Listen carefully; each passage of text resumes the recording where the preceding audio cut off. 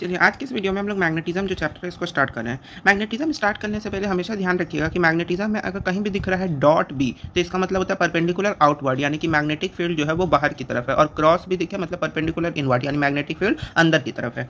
Chapter को start करते हैं। देखिए हम लोग अभी तक जाने कि चार्ज जो है अगर रेस्ट में है तो इलेक्ट्रिक फील्ड जनरेट करेगा। अगर कांस्टेंट वेलोसिटी से मूव करे, चार्ज जो है कांस्टेंट वेलोसिटी से मूव करे, यानी कि नेट एक्सेलरेशन उसका क्या हो, जीरो हो, तो उस केस में इलेक्ट्रिक फील्ड और मैग्नेटिक फील्ड जनरेट करता है। और अगर नॉन यूनिफॉर्म वेलोसिटी से मूव करे, यानी कि एक्सेलरेशन जीरो ना हो, तो उस केस में इलेक्ट्रिक फील्ड और मैग्नेटिक फील्ड का फॉर्म तो करता है लेकिन एनर्जी के फॉर्म में, यानी ईएम इलेक्ट्रोमैग्नेटिक वेव्स के फॉर्म में इलेक्ट्रिक फील्ड और मैग्नेटिक फील्ड जनरेट करता है चार्ज। तो इसको हम लोग इलेक्ट्रोमैग्नेटिक वेव का हम लोग बाद में पढ़ेंगे। अभी फिलहाल हम लोग कांस्टेंट वेलोसिटी से जब चार्ज मूव करता है तो इलेक्ट्रिक फील्ड और मैग्नेटिक फील्ड जनरेट करता है। इस चीज़ को यहाँ पे समझते हैं। पहला टॉपिक है आपका force on charge Q move with constant velocity v when placed in uniform magnetic field. Magnetic field का सिंबल होता है b, जैसे इलेक्ट्रिक फील्ड का सिंबल जो है कैपिटल E होता है, उसी तरीके से मैग्नेटिक फील्ड का सिंबल जो है कैपिटल B होता है। तो अगर कोई एक क्यू चार्ज है उसको एक यूनिफॉर्म मैग्नेटिक फील्ड में प्लेस करेंगे तो नेट फोर्स अगर वहाँ पे चेक करें तो क्या होगा, वेक्टर फॉर्म में vector F is equal to Q vector V cross vector B, यानी कि वी वेक्टर और बी वेक्टर दोनों का क्रॉस प्रोडक्ट और उसको चार्ज के मैग्नीट्यूड से मल्टीप्लाई कर दें तो एफ वेक्टर आ जाएगा, और वही F is equal to Q V B sine theta, यानी कि मैग्नीट्यूड फॉर्म में। जो मैग्नेटिक फील्ड होगा, यानी यहाँ पे ये जो फील्ड है ये कैसा फील्ड है, मैग्नेटिक फील्ड, तो इस मैग्नेटिक फील्ड का जो डायरेक्शन होगा वो V vector cross B vector के डायरेक्शन में होगा, यानी जिस डायरेक्शन में V vector cross B vector होगा उसी डायरेक्शन में। और इसका डायरेक्शन हम लोग कैसे निकालेंगे, तो राइट हैंड थंब रूल से, यानी कि वी और वी क्रॉस बी वेक्टर का अगर जैसे V से अगर हम B की तरफ चले तो थंब कहाँ है, ऊपर की तरफ, तो मैग्नेटिक फील्ड का होगा अपवर्ड, और अगर V से B की तरफ जाने में थंब जो है डाउनवर्ड आता है तो उस केस में मैग्नेटिक फील्ड कहाँ होगा, downward. Magnetic field is perpendicular and hence acceleration perpendicular. This means magnetic field cannot change the speed of charge particle. हमेशा ध्यान रखिएगा कि मैग्नेटिक फील्ड जो है वो कभी भी किसी भी चार्ज पार्टिकल के स्पीड में कोई चेंज नहीं ला सकता है, यानी क्योंकि वो कांस्टेंट वेलोसिटी से ही मूव करेगा। जब भी चार्ज कांस्टेंट वेलोसिटी यानी यूनिफॉर्म वेलोसिटी से मूव करेगा तो उस कंडीशन में इलेक्ट्रिक फील्ड और मैग्नेटिक फील्ड ही जनरेट होगा, और magnetic field is not responsible in the change of the speed of a particle. अब मैग्नेटिक फील्ड जिसको कि बी से डिनोट करते हैं एक वेक्टर क्वांटिटी है जिसका एसआई यूनिट होता है टेस्ला या फिर weber per metre square. Tesla को ही वेबर पर मीटर स्क्वायर भी बोलते हैं, और सीजीएस यूनिट होता है मैग्नेटिक फील्ड का गॉस, जिसको कैपिटल जी से डिनोट करते हैं। एक टेस्ला जो है 10⁴ गॉस के बराबर होता है। हमेशा याद रखिएगा कि जो मैग्नेटिक फील्ड का एसआई यूनिट है वो उसके सीजीएस यूनिट से बड़ा है, क्योंकि एक टेस्ला जो है 10⁴ गॉस के बराबर हो रहा है, यानी कि एक टेस्ला जो है वो गॉस से ज़्यादा बड़ा है। नेक्स्ट पॉइंट समझिए, motion of charge particle in uniform magnetic field. अब चार्ज पार्टिकल जो हम लोग यूनिफॉर्म मैग्नेटिक फील्ड में प्लेस किए वो किस तरीके से मोशन करता है। तो पहला केस है, यहाँ पे टोटल 4 केस पढ़ेंगे और चारों केस को ध्यान से समझिएगा। पहला केस है charge particle is projected along B, यानी चार्ज पार्टिकल को मैग्नेटिक फील्ड के अलोंग प्लेस किया, यानी मैग्नेटिक फील्ड देखो यहाँ पे बी है, अगर मैग्नेटिक फील्ड जो है राइट की तरफ है तो चार्ज पार्टिकल को भी वी वेलोसिटी से राइट की तरफ फेंके, तो उस केस में नेट फोर्स क्या हो जाएगा, Q B B sine theta, Q B B sine theta sine zero हो जाएगा, क्योंकि दोनों के बीच का एंगल जो है 0 डिग्री होगा और दोनों जो है सेम डायरेक्शन में है। तो अगर दो वेक्टर सेम डायरेक्शन में, क्योंकि मैग्नेटिक फील्ड क्या एक वेक्टर क्वांटिटी है, वेलोसिटी भी क्या वेक्टर क्वांटिटी, तो दो वेक्टर्स अगर सेम डायरेक्शन में हो तो उनके बीच का एंगल क्या होता है 0, तो साइन 0 डिग्री, तो नेट फोर्स क्या होगा 0, और पाथ कैसा होगा स्ट्रेट लाइन। अगर चार्ज पार्टिकल को अपोजिट यानी मैग्नेटिक फील्ड जो है राइट की तरफ है और चार्ज पार्टिकल को वी वेलोसिटी से लेफ्ट की तरफ फेंका गया तो उस केस में एंगल क्या हो जाएगा 180 डिग्री, और साइन 180 डिग्री भी क्या होता है 0, तो इस केस में भी नेट फोर्स क्या होगा 0 और पाथ कैसा होगा स्ट्रेट लाइन।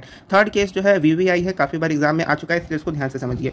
थर्ड केस में है कि अगर चार्ज पार्टिकल को मैग्नेटिक फील्ड के परपेंडिकुलर प्रोजेक्ट किया जाता है, यानी मैग्नेटिक फील्ड अगर राइट की तरफ है तो चार्ज पार्टिकल को इस मैग्नेटिक फील्ड के परपेंडिकुलर यानी ऊपर की तरफ प्रोजेक्ट किया गया तो बीच एंगल कितना हो गया 90 डिग्री, तो F is equal to Q V B sine 90 degree. यहाँ पे साइन 90 डिग्री का वैल्यू 1 होता है, यानी क्योंकि देखो अब यहाँ पे ये जो फोर्स होगा ये मैक्सिमम फोर्स होगा और पाथ जो होगा सर्कुलर होगा। अब ये फोर्स मैक्सिमम इसलिए होगा क्योंकि साइन का जो मैक्सिमम वैल्यू होता है वो 1 होता है। अगर साइन का आप लोग ग्राफ जानते होंगे तो साइन का ग्राफ जो है 0 से स्टार्ट होता है और मैक्सिमम 1 पे जाता है, फिर धीरे धीरे 0 पे आता है, फिर नीचे में -1 पे जाता है, इसलिए 1 पे जाके साइन का ग्राफ मैक्सिमम होता है। इसलिए इस कंडीशन में और साइन का वैल्यू 1 जो है 90 डिग्री पे होता है, इसी कारण से थर्ड केस में जो फोर्स होगा वो मैक्सिमम होगा और उसका मैग्नीट्यूड क्या होगा क्यू वी बी, और पाथ कैसा होगा सर्कुलर।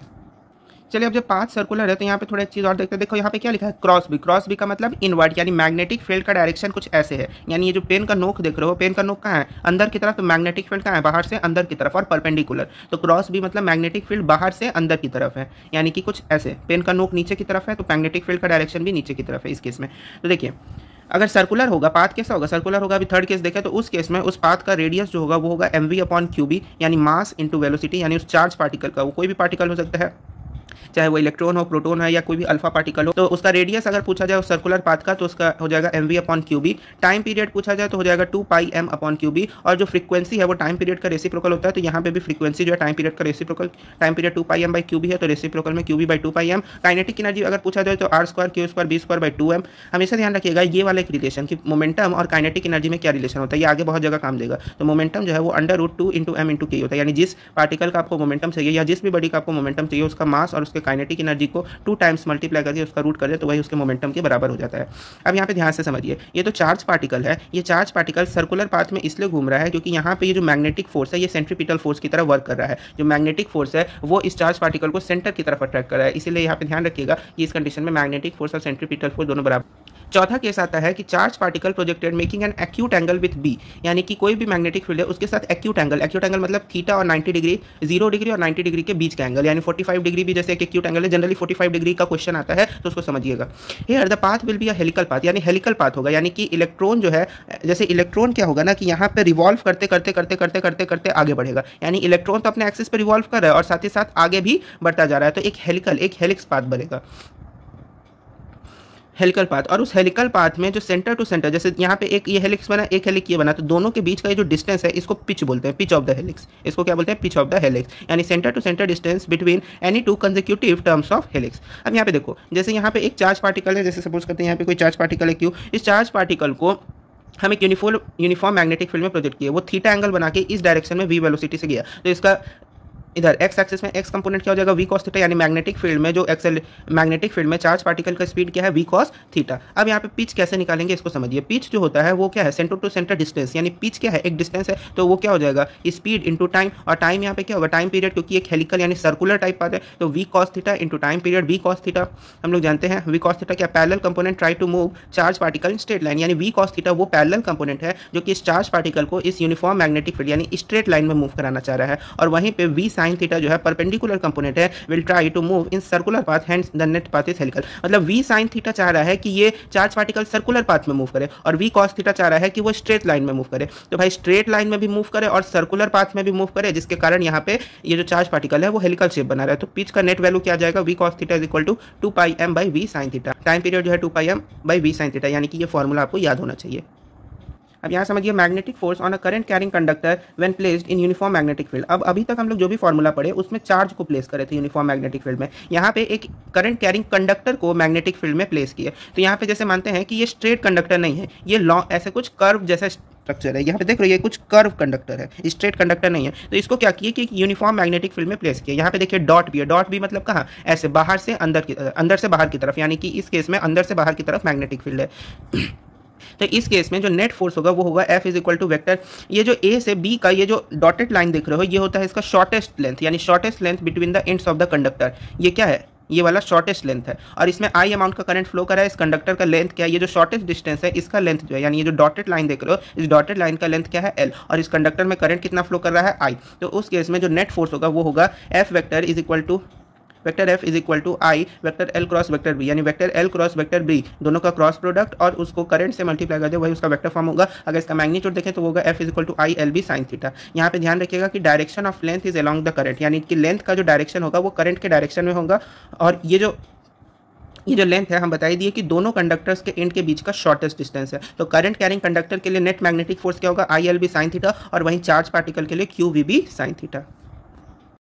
हम जानते हैं लॉरेंज फोर्स क्या होता है। If charge particle is projected in a combined electric and magnetic field then the charge particle will experience both force electric and magnetic. हम देखो, किसी भी चार्ज पार्टिकल को अगर एक ऐसी जगह पे प्लेस कर दिया जाए जहाँ पे इलेक्ट्रिक फील्ड भी है और मैग्नेटिक फील्ड भी है, तो उसमें क्या, तो उस समय उस चार्ज पार्टिकल पे इलेक्ट्रिक फोर्स भी लगेगा और मैग्नेटिक फोर्स भी लगेगा, यानी जो चार्ज पार्टिकल जो है दोनों टाइप के फोर्स को एक्सपीरियंस करेगा। तो उस कंडीशन पे जो लॉरेंज फोर्स होगा वो उन दोनों फोर्स के सम के बराबर होगा, यानी देखो FL यानी कि Lorentz force is equal to electric field में जो फोर्स लग रहा है और मैग्नेटिक फील्ड में जो फोर्स लग रहा है, दोनों फोर्स के सम के बराबर होगा।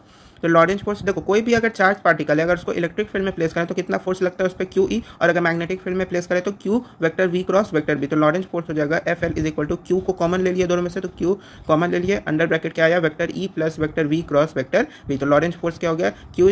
FL is equal to Q under bracket vector E plus vector V cross vector B। ये हो गया लॉरेंज फोर्स।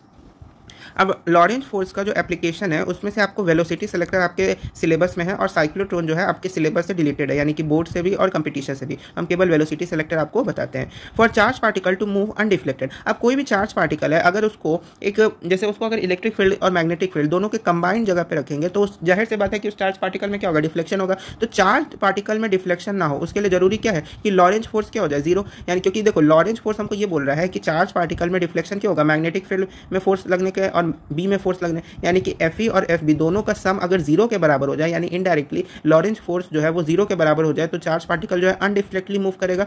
तो इसके लिए क्या होगा, Lorentz force equal to zero. तो लॉरेंज फोर्स क्या होता है, Q E plus Q V cross B. तो Q E plus Q V cross B is equal to zero. तो यहाँ से क्यू को कॉमन ले लिए, क्यू, तो यहाँ से एफ वेक्टर जो हो गया वो क्या आ गया, minus vector V cross vector B. अब यहाँ पे सोच रहा होगा बहुत लोग कि minus B vector cross B vector कहाँ से आया, और कुछ नहीं। अब देखो क्यू वेक्टर ई प्लस, अब उसके लिए जरूरी है कि लॉरेंज फोर्स क्या हो जाए, जीरो हो जाए। तो लॉरेंज फोर्स को जीरो कर दिए, तो लॉरेंज फोर्स का भी फॉर्मूला डिराइव किया, उसको यहाँ पे पुट किए, यहाँ से वेक्टर ई निकाले minus vector V cross vector V, और इसी के साथ साथ यहाँ से ई का फॉर्मूला आ गया वी बी साइन थीटा। और साइन थीटा 90 डिग्री क्यों होगा, क्योंकि यहाँ पे हर एक जो है पार्टिकल जो है एक दूसरे पे परपेंडिकुलर है, चाहे इधर देखे, ये देखे या ये देखे, तीनों जो है एक दूसरे पे परपेंडिकुलर है। तो E is equal to V B sine theta sine 90 degree क्या होता है, 1 होता है। तो यहाँ पे v is equal to E by B, इस रिलेशन को एकदम याद रखिएगा, एक बहुत इंपॉर्टेंट रिलेशन है। इसको हम लोग बोलते हैं वेलोसिटी सेलेक्टर, यानी ये जो v है इसको बोलते हैं वेलोसिटी सेलेक्टर। यानी कि इलेक्ट्रिक फील्ड और मैग्नेटिक फील्ड का जो रेशियो होता है वो होता है वेलोसिटी सेलेक्टर। अगर इसका डायमेंशन पूछ ले, कि जैसे आपको दे देगा क्वेश्चन में कि electric field to the magnetic field, इसका डायमेंशन क्या होगा, तो आपको सीधे याद आना चाहिए कि ये वेलोसिटी होता है जिसका डायमेंशन जो है SI यूनिट मीटर पर सेकेंड होगा, और डायमेंशन जो है LT इनवर्स होगा, यानी L, इसका डायमेंशन क्या हो जाएगा, LT इनवर्स, ये इसका डायमेंशन हो जाएगा। समझ में बात आ गई। देखो ये जो वेलोसिटी सेलेक्टर है इसका यूज़ जो है हम लोग मास स्पेक्ट्रोमीटर में भी करते हैं। मास स्पेक्ट्रोमीटर एक ऐसा डिवाइस होता है जिसका यूज़ जो हम लोग स्पेसिफिक चार्ज यानी E/m रेशियो को मेजर करने में करते हैं। तो मास स्पेक्ट्रोमीटर में भी इसका यूज़ हम लोग करते हैं। और इसका एक और यूज़ होता है, use to select charge particle moving with a particular velocity out of beam of different charge particle move with different velocity. अब जैसे बहुत सारे चार्ज पार्टिकल है जो कि डिफरेंट वेलोसिटी से मूव कर रहे हैं, उसमें से कोई एक पर्टिकुलर चार्ज पार्टिकल को हमने पकड़ा और उसमें हम लोग को जानना है कि उस पर्टिकुलर चार्ज पार्टिकल का वेलोसिटी क्या होगा, तो उसमें भी हमको वेलोसिटी सेलेक्टर बहुत ज़्यादा हेल्प करता है। चलिए अब जानते हैं torque placed on a current carrying closed loop when placed in a uniform magnetic field. ये क्या मेरा करंट कैरिंग क्लोज्ड लूप है जो कि एक यूनिफॉर्म मैग्नेटिक फील्ड में प्लेस है। देख रहे हो डॉट बी मतलब बाहर की तरफ और क्रॉस बी मतलब अंदर की तरफ।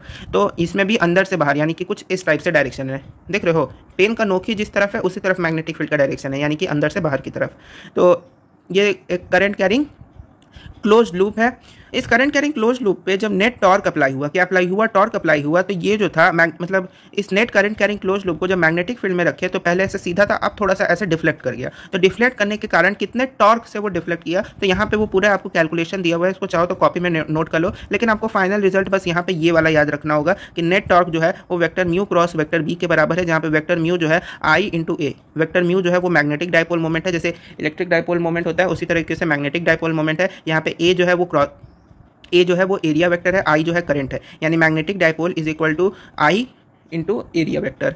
इस रिजल्ट को भी आपको याद रखना होगा कि वेक्टर म्यू जो है वो I × एरिया वेक्टर का प्रोडक्ट होता है, जिसका SI यूनिट होता है एम्पियर मीटर स्क्वायर, और नेट टॉर्क जो है vector mu cross vector B के बराबर होता है। इस रिजल्ट से आपको कोई इतना फर्क नहीं पड़ना चाहिए, बस यहाँ पे नेट टॉर्क का मैग्नीट्यूड याद रखिएगा कि IAB साइन थीटा। कोई भी करंट कैरिंग क्लोज लूप है, यहाँ पे लिखा भी है कि कोई भी अगर करंट कैरिंग क्लोज लूप है वो एक मैग्नेटिक डायपोल की तरह ही बिहेव करता है। तो यहाँ पे ये डेरिवेशन आसानी से आप लोग समझ सकते हैं, इसको समझ लीजिएगा। हालांकि जो नेट रिजल्ट है वो हम आपको बता दिए।